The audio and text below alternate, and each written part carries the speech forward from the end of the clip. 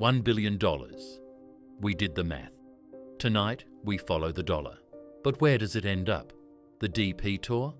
The PGA? The players? The host country? We unravel that tonight. This is the Ryder Cup. Every 2 years, golf changes shape. I don't get emotional about any other event apart from this. It is truly the best event in golf, bar none. There's no prize purse, yet it might be the richest weekend in golf. If the players aren't paid to win it, who is? Tonight, we follow a single ticket, from the turnstile to the balance sheet, just the money trail. Let's follow the dollar. This company is being bled like a stuffed pig, Mac, and I got a paper trail to prove it. Check this out. Take a look at this. The Cup is a transatlantic partnership. In the United States, the PGA of America. In Europe, Ryder Cup Europe, the DP World Tour with the PGA of Great Britain and Ireland, and the PGAs of Europe. Host years decide who gets paid. When America hosts, the surplus stays in America. When Europe hosts, the surplus crosses the Atlantic. Beneath the roars on the first tee, the real match is financial. Which side funds its future? 2025 is positioned as a bucket list luxury. Practice tickets in the mid-hundreds, competition days near 750. 50 to 60,000 fans per day. Result, ticket revenue pushing into 9 figures. Hospitality climbs higher. Premium suites, concierge dining, exclusive clubs. High primary pricing also starves the resale market, capturing value at the source. One venue, 4 days, a stadium on grass and a cash register that doesn't stop. Media rights set the revenue floor. In the US, a long-term national deal guarantees tens of millions every host year. In Europe and beyond, dedicated partners beam the Cup to scores of countries. Here's what most fans don't hear. A slice of US Ryder Cup TV money is paid to the PGA Tour. It doesn't show up as a Sunday purse.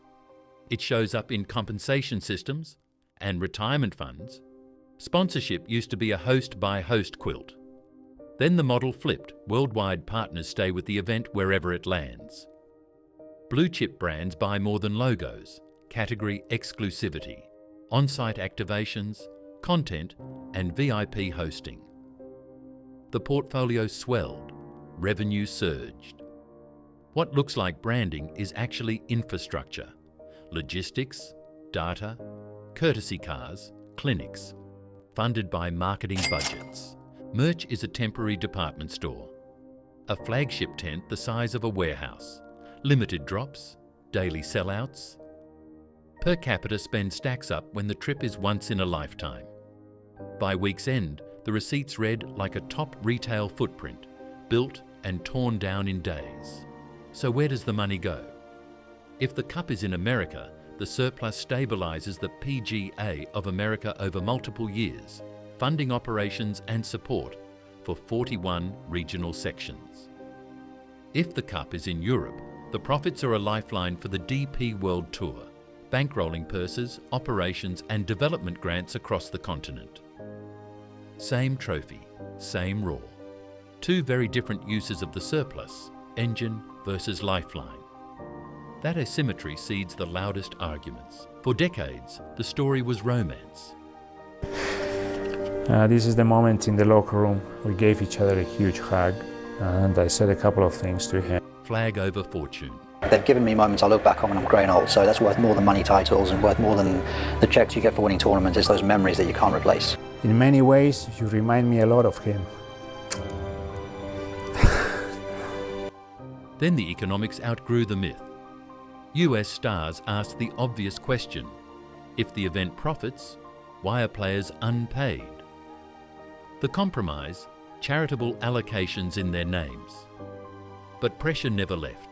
Flashpoints kept the debate alive, leading to a hybrid model, charity, plus a stipend for Team USA. Europe, by philosophy and necessity, still plays for free. To be a teammate of all these guys, the captain, the vice captains, we've had a great time. Gifts, legacy, solidarity. 2 cultures, 2 budgets, 1 friction point that isn't going away. Outside the ropes, the Cup is a tourism juggernaut. Visitor spend, hotel nights, restaurants, transport, retail, economic impact in the hundreds of millions. But prestige isn't free. Public investment, security, transit upgrades, temporary stadiums on fairways. It's a civic bet that 1 week's spotlight will echo for years. Most hosts believe it does. They're not just buying a tournament, they're buying a global ad for their city. Push too far into luxury and you thin the roar that makes the Cup electric. Hold prices low and you leave money on the table that funds the sport itself. The Ryder Cup lives on a tightrope. Protect the atmosphere, scale the business, keep both teams strong enough to field superstars. Get the balance wrong, the magic dulls. Get it right, and 1 week of passion bankrolls years of golf. So yes, the Cup has no purse, but it still prints money and funnels it into the structures that keep golf alive on 2 continents. Now that you've seen the money map, what would you change? Player pay on both sides, lower ticket prices, more transparency? Tell us below, and we'll follow the next dollar together.